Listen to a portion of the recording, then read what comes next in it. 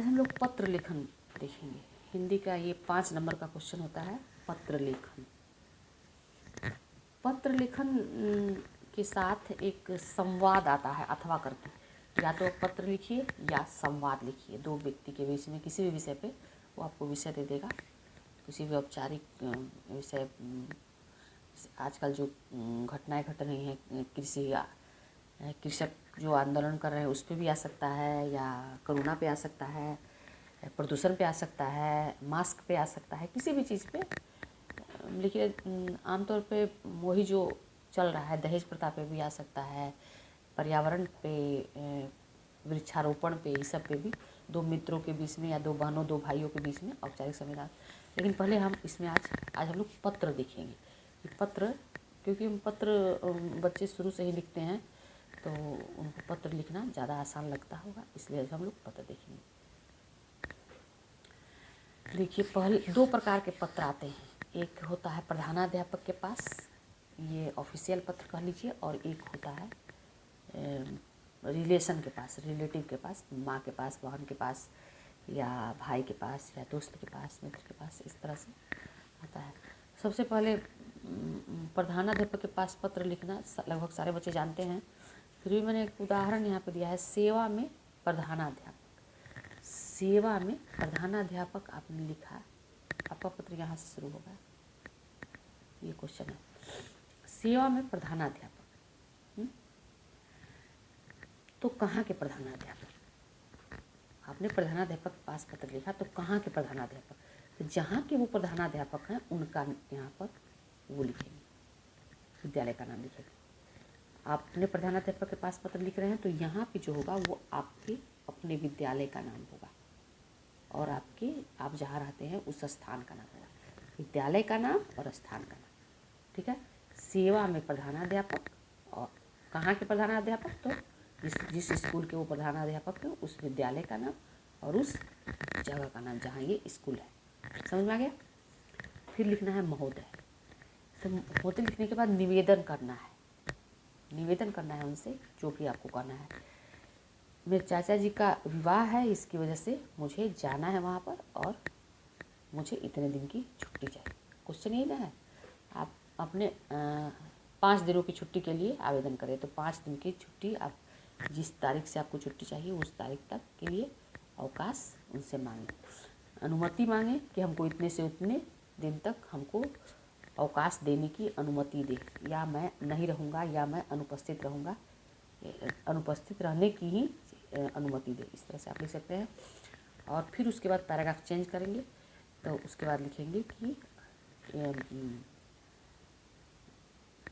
कि अगर आप छुट्टी देते हैं, मैं अनुपस्थित रहता हूँ, मुझे अवकाश देने की कृपा करते हैं, तो मैं आपकी आभारी रहूँगी या आभारी रहूँगा। इस तरह से आप लोग लिख सकते हैं। और अपना नाम, अपना सेक्शन, अपने विद्यालय का नाम और उस दिन का डेट भी बहुत मायने रखता है, बहुत जरूरी।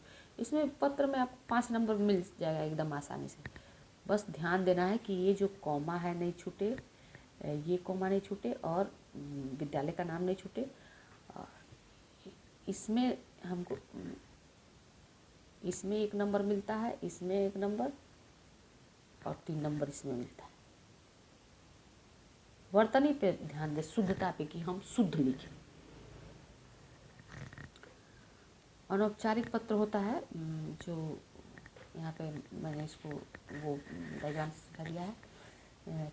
छोटे जो आपसे छोटे भाई बहन होंगे तो प्रिय लिखेंगे, और जो बड़े होंगे, माता जी होंगे या पिताजी होंगे या बड़े भाई ही होंगे तो पूजनीय या आदरणीय लिखेंगे। समझ में आ गया? छोटे और बराबर वालों के लिए तुम्हारा शब्द का प्रयोग करेंगे, अपना आप का प्रयोग करेंगे। बड़ों के लिए इस तरह से आप नमस्कार, चरण स्पर्श कर सकते हैं, और छोटे बच्चों को स्नेह बोल सकते हैं। ये उस तरह का पत्र का प्रारूप होगा। इसको लिखने के लिए एक उदाहरण देख लीजिए यहाँ पर। 9 वर्ष किस प्रकार मनाया, इसका वर्णन करते हुए बड़ी बहन के पास पत्र लिखे।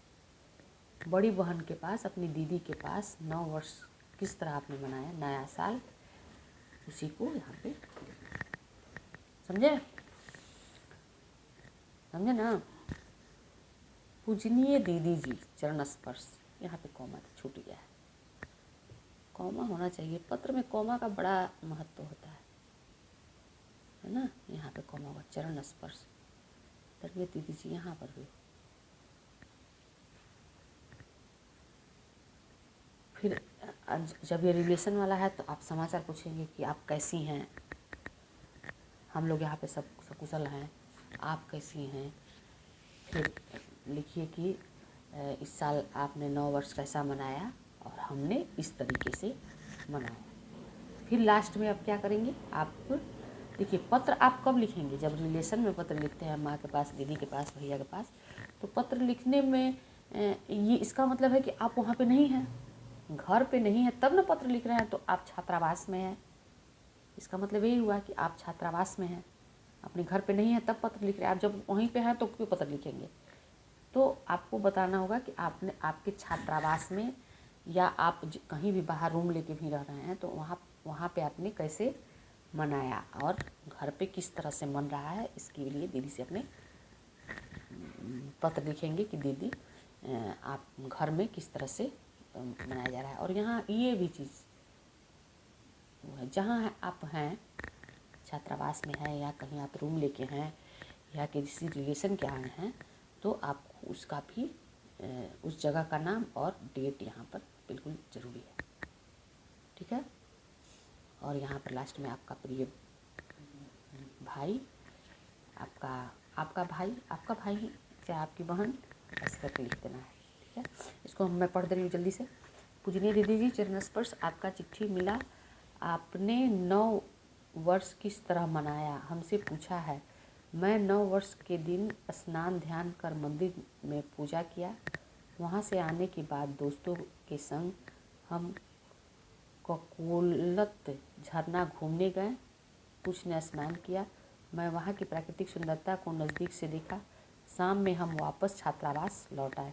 पिताजी और माताजी को मेरा चरण प्रणाम बोल देंगी। मैं यहाँ ठीक से पढ़ाई कर रहा हूँ। इस तरह से आपको पत्र लिख देना। पत्र लिखना और निबंध लिखने से भी आसान है। पत्र में तो बहुत थोड़ा सा लिखना है। यहाँ वाला आपका भाई, आपकी बहन, और ये चीज़ सही होना चाहिए, कॉमा एकदम होना चाहिए। और यहाँ ये 3 चीज़ों को आप ध्यान देंगे तो इसको तो आप लिख ही लेंगे। ठीक है। इस तरह से आप पत्र लिख सकते हैं। 15 नंबर हिंदी में बिल्कुल ही आसान है। व्याकरण में ये आसान है। इसको बस 2 बार 3 बार देख ले और प्रैक्टिस कर ले 2 बार, तो बस आपका 15 नंबर तो कोई रोक ही नहीं सकता। ठीक है। Thank you. God bless you all.